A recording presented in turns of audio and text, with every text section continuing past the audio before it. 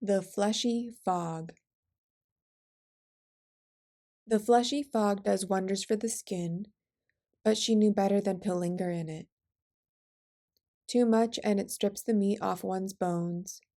Too little and the decay of increasing age is never kept at a grasping arm's length. The chokehold of inevitable death is a constant game which all living things must play, but the game doesn't have to be lost for all to be won for one. It's a monstrosity outside, she complained, thwacking off her woolen scarf and not so much as hanging it before the hearth to dry, but burning it completely. Watching her strip down to her naked self was as normal as getting the Daily Post. Not that one ever wrote frequently to Hags. Dora was already knitting her sister something new. Another century in here and I cannot take it. Be grateful for the fog, said Dora. Her sister huffed. A grateful half-life, but yes. Oh, Fleshy Fog, I am forever in your debt, she mocked, and as if hearing, the fog kissed the windows before crawling up the sides of the house. Sometimes Dora felt its embrace like a comfortable blanket, and others, it was an itch to the skin she could never satisfy. Dora's sister Betsy never had such a relationship with the fog, and Dora didn't blame her. Betsy conjured it, after all, when she learned of a way to peel the years off the skin. I didn't think it was literal, she used to say. I didn't think it was literal, Betsy said now. Dora slipped a stitch and tried not to sigh. Every year, every century, every day even, that excuse came out. Betsy folded her arms over her chest, and Dora folded up her knitting into the large cauldron by the hearth, full of blankets and a monstrous pair of wooden knitting needles, each half the size of her wingspan. You could put some clothes on, hinted Dora without looking at her. What for? Betsy huffed. I should just go out in the nude, ditch the clothes altogether. You know that would be too much. Too much out there, too much in here. In all my years, I'm still not managing this, said Betsy. I want it over. You are not going outside without your clothes on, said Dora, frowning at her. Think of the neighbors. Scandalized old things, Betsy mocked. As if they haven't seen a decaying woman before. They haven't seen her flesh ripped off her bones down to the ligaments before. Just admit it. Betsy wrapped herself up in a knitted blanket that she ripped from the cauldron. A black, heavy lump of iron that had fallen so out of use since Betsy's spell, it was only decorative now. They couldn't brew when their lives were thin and their abilities weakened. Betsy at least had the grace to clothe herself with Dora's least favorite blanket. You resent me. I do not resent you. Spoken like a truly unresentful person, said Betsy, all wrapped up and looking twice as proud for it. Unresentful is not a word, said Dora resentfully. How would I know? I've not had a new dictionary in 100 years. Try a decade. At least not one that I've read, Betsy corrected with a rueful smile. She began following Dora around the house. What are you doing? She asked. Cleaning up a mess.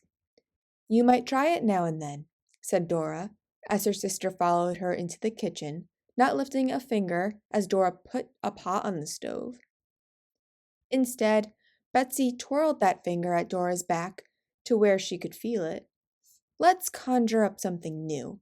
Let's not, said Dora. It's been an age, said Betsy, pleased with her own smirk. What eliminates fog? It's too risky. Not for us. We'll be perfectly safe inside, she hinted with a pompous shrug of her shoulder. I don't want to, Dora sighed. No? You just want to stay wrapped up, cooped up, and pent up in here with naked old me? I am not pent up, said Dora, though truthfully she was. She had finished knitting her 600th blanket and was ready for it to be the last one. She needed it to be the last one.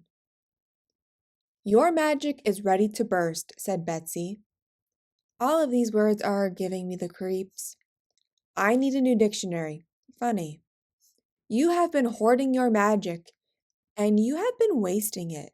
I want to know why, said Betsy, leaning against the wall to glare at her sister from over the stove.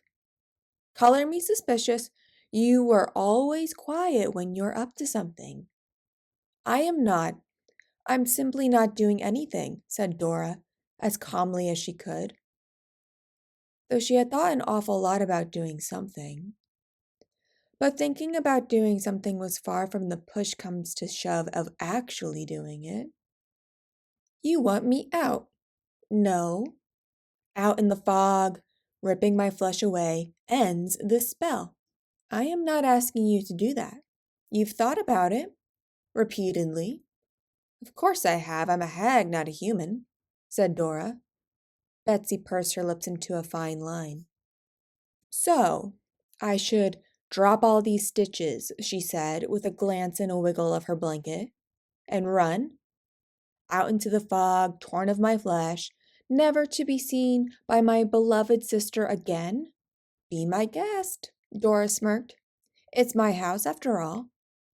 Well, I won't do it, said Betsy. Dora smiled at the anticipated stubbornness and filled the pot with water. Do you want me to do it? If you want me to do it, just say the word and I'll do it. Dora said nothing. She only smiled. Smiled and thought of the image of her sister, bare to the bone, and where all her messes needed no more of her big sister's cleaning up. I can do it. Don't think I can't, said Betsy, as she unraveled further, holding the blanket tighter around her throat. I can do lots of things, Dora. Lots and lots and lots of things. You old hag, you just don't want to admit that you don't want me to do it. Don't you? Betsy frowned at the perpetual smile. Damn it, Dora. A woman could go mad with you, you know that. Betsy strode, and her heels made echoing thumps as she treaded the boards away from her sister. Dora smiled, quite pleased that she could now cook in peace. But it didn't stop Betsy. Betsy dressed in the foulest clothing she had left, a black dress with a ragged hem. She donned a crocheted shawl where the elaborate spiders had been eaten away by moths decades ago. The holes they left were more frightening anyway, Betsy thought, smiling as if she had eaten them herself. Her smile plummeted at the top stair, where she saw the fleshy fog licking the half-moon of their topmost window, and with it, the smells of her sister's cooking began to take root. All of the house's smells had stained the walls, and this was another coat. Another coat in here only to be sacrificed out there. It all feels of death. It was a bitter thought, the kind better reserved for Dora, Betsy imagined, as her old, but not as old as this morning, hand graced the railing and she descended down the stairs. It was with a flourish of her wrap where she re-entered the kitchen in silence and sat upon the dining table, ignoring all the chairs. Dora didn't turn around. I hate it when you do that. Eyes in the back of your head. Betsy wore a simpering smile. You're just like Mother. Don't mention that woman in this house. So sorry, said Betsy, staring at her sister while dragging her finger across the table to inspect the dust. There was none. We still have her bones, you know. We're not discussing this. What kind of mother do we have if she wouldn't give us the marrow to keep us warm? Dora's sharp eyes rounded over her shoulder to meet Betsy. Betsy's eyes twinkled to see them. Considering that she tried to eat us, you have to hand it to the old girl for having the patience. I never did, said Betsy. As we have discovered, said Dora. I wouldn't be here if not for you, said Betsy, on her first serious note. She wanted to eat me first. I recall. I used you as bait. You didn't, did you? Dora shrugged it off. Her eyes were lost. I don't remember. Couldn't remember if I tried. Too much fog, Betsy agreed. It's invaded the house and everywhere else. Dora sighed, brushing her hands together.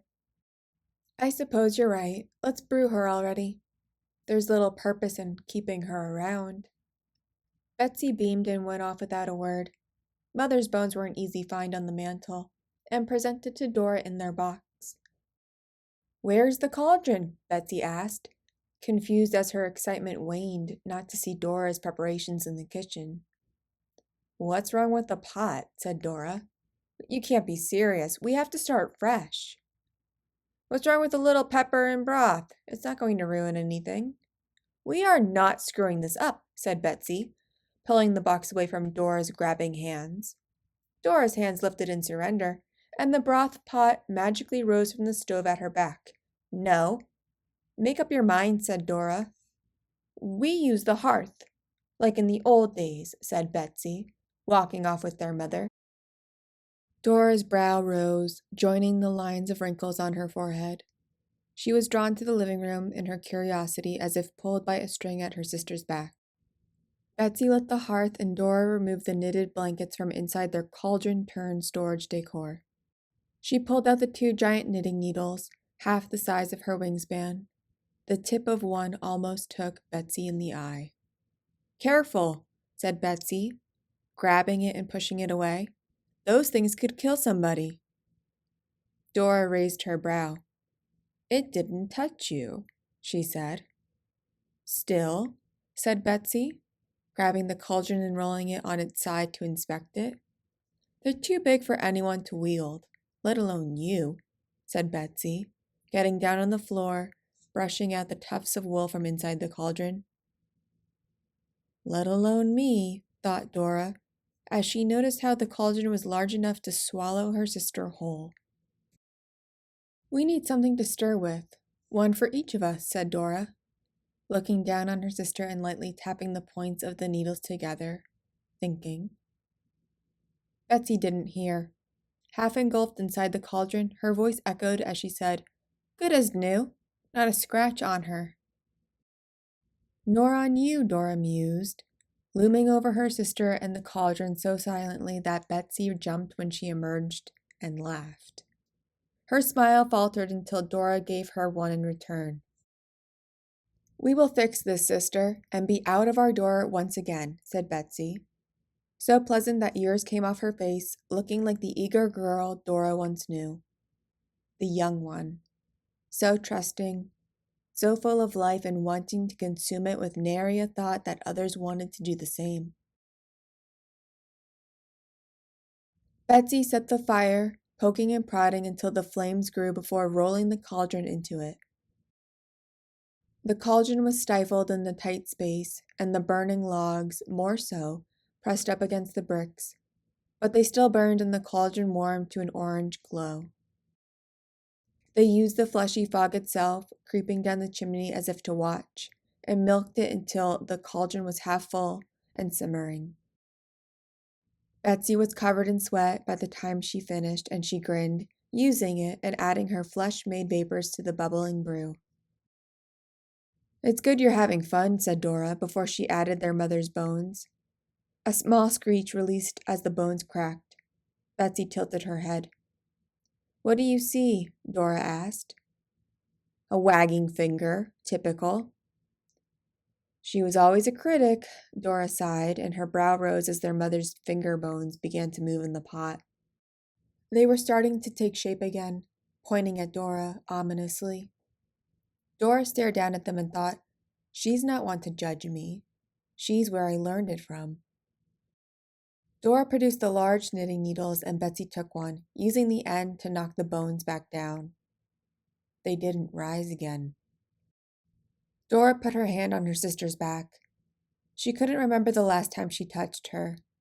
It felt so natural, so sad, so untoward that it had to come to this after being together for so long.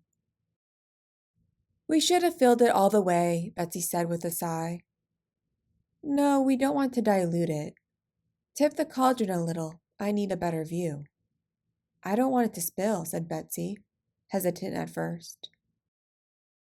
There was a look in her eyes, a slight nerve, but she obeyed upon seeing Dora's encouraging nod and tipped the cauldron towards them with the flat end of the knitting needle. The cauldron bowed. "Well," said Betsy, before she saw Dora's eyes. No, no, no. Dora shoved, and her little sister went headfirst into the pot until it drowned her scream. Dora held her down until Betsy liquefied and the brew became thick of blood and bone as she upended the rest of her sister. Dora grabbed the needle Betsy dropped and stirred. When the first needle burned down, she let the cauldron have it and tamed the brew with the other. A bony hand grabbed the giant knitting needle as the flesh stripped away to the ligaments. Dora smacked it back down. You never did have the patience to wait, Dora told it, and she smiled to see the eyes of her sister, finally appearing at the back of the new holes in her skull. Now you're just like Mother.